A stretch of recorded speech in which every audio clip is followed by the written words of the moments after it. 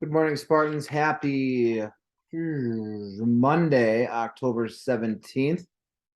I trust that we were able to knock out some things from last week as assigned. Last week on Friday, you were to watch the video guide on the Great Wall of China. All right, that was due on Friday. So if you haven't finished it and submitted it, make sure you get that done.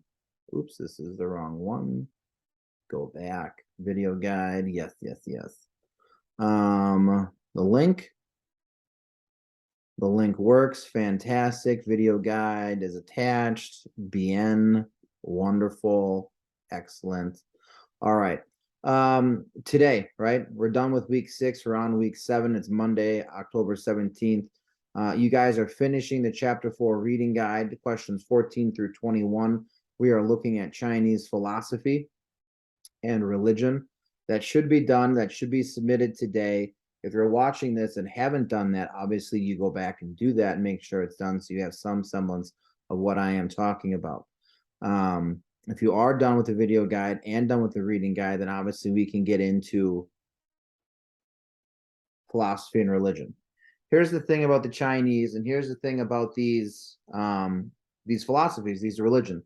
They developed out of conflict. They developed out of controversy. They developed out of constant change in Chinese dynasty. The philosophy of dualism, of balance, of left, right, wrong, powerful, weak. It all comes out of this conflict that took place in the final years of the Zhou dynasty. Yin and yang. Yin, female, dark, passive. Yang, male, bright, active. Not in conflict. Working in concert instead. All right, they're supposed to be working harmoniously. If the balance gets shifted, then obviously there is a response. There is a problem. All right. Again, weak leadership, strong leadership, dynastic change in China, bringing about conflict. That's where this idea, this philosophy of dualism comes from, yin and yang. If society, if the universe, if nature gets out of balance, then there is suffering, there is problem, there is conflict. Yin, yang need to be working together. There needs to be balance in people's life. We continue on from yin and yang and dualism to Confucius. Confucius, a teacher during the, again, Zhou dynasty, very much focused his attention on analyzing politics, not religion, not the afterlife, not life, not what's the answer to happiness. His focus was on the relationship between governance,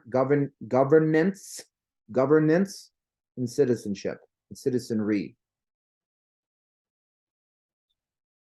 3 main parts to Confucius philosophy: family, respecting elders, and reverence or appreciation for the past.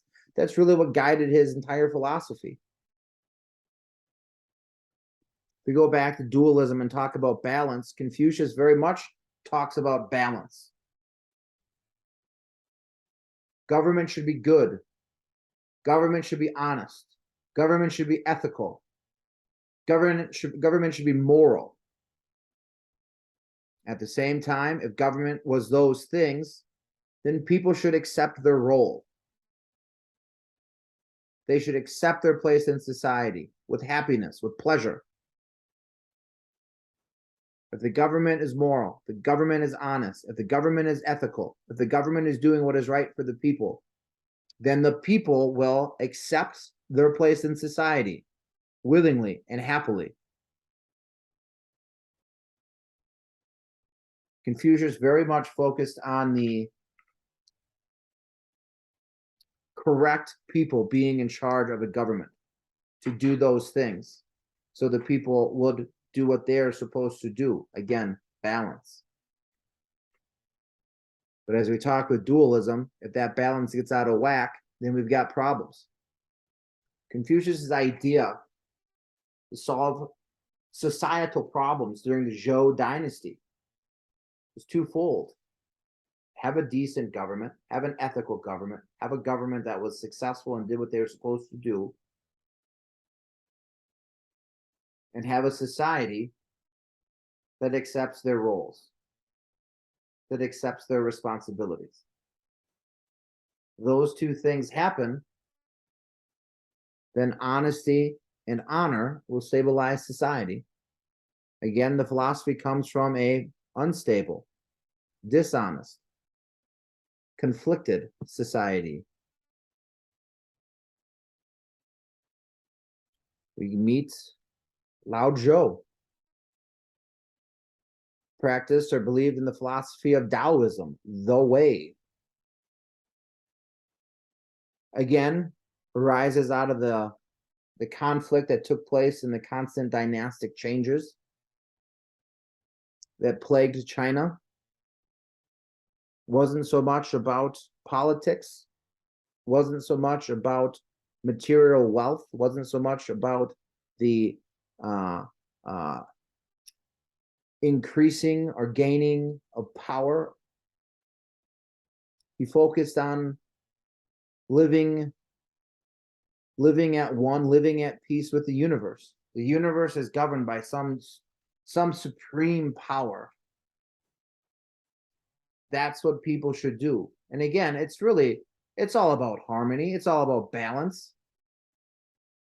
If people were more concerned about walking the way, if people weren't so concerned about wealth, power, material things, they won't be in conflict. They won't be out of balance.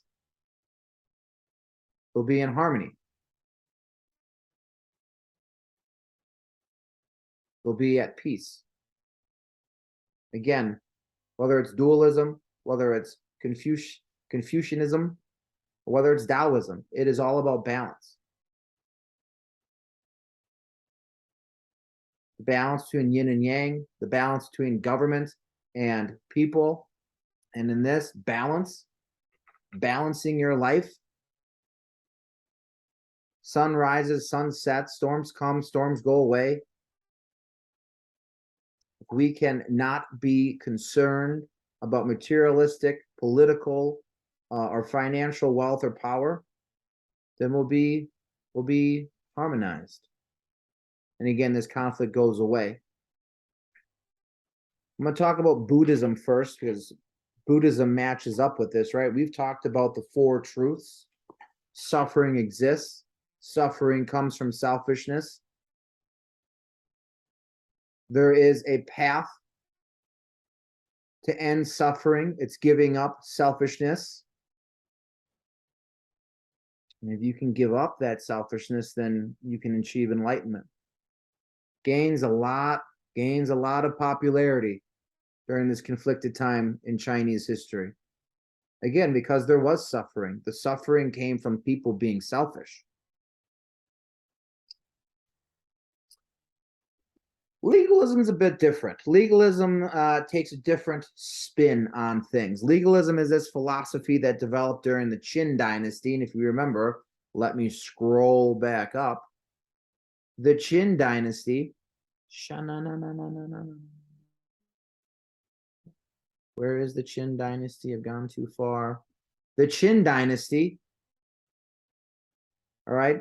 The Qin dynasty rules for but a short time because they were so autocratic. They were so absolute. Their whole philosophy was to keep balance, to keep order. One must have strict totalitarian, draconian power and punishment. Government is to rule, government is to decide, people are to follow, do as they're told, and if they don't, there's harsh punishment. It's a different take on balance, but more or less the same. Confucius focused on ethical and moral behavior. Legalism focuses on power. Strong government, complacent people, still has harmony.